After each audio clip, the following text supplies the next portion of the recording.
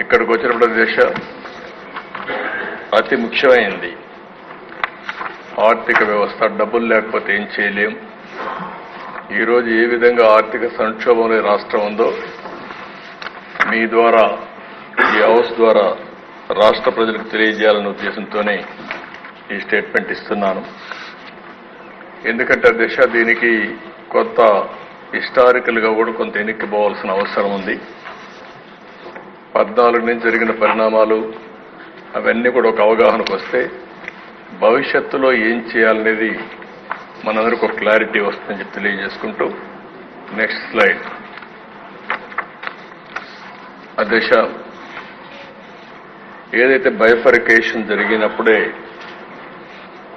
చాలా మనకు సమస్యలు వచ్చాయి. బైఫర్కేషన్ జరిగినప్పుడు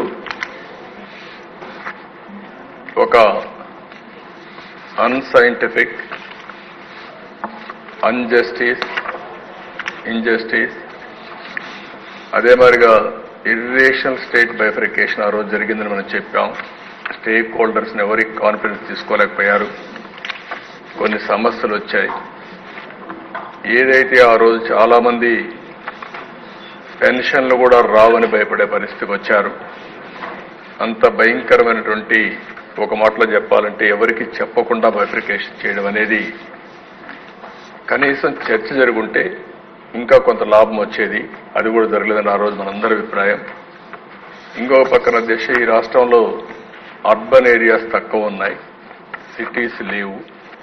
ఏదైతే అర్బన్ లేదో దానివల్ల ఆదాయం కూడా ఇది వస్తుంది. రాజధాని హైదరాబాద్గా అభివృద్ధి కావడం, ఆ రాజధాని తెలంగాణ రాష్ట్రానికి వెళ్ళడం, తద్వారా మనకు ఆర్థిక ఇబ్బందులు వచ్చాయి. నెక్స్ట్, స్థూలంగా అధ్యక్ష ఒకసారి మీరు చూస్తే ఆ రోజు విభజన సమయంలో ఆంధ్రప్రదేశ్ మనకు వచ్చిన ట్యాక్స్ అంతా కూడా 46% అధ్యక్ష. అంటే సమైక్య ఆంధ్రప్రదేశ్లో ఉండే ఆదాయంలో ఆంధ్రప్రదేశ్కి వచ్చిన ఆదాయం 46%.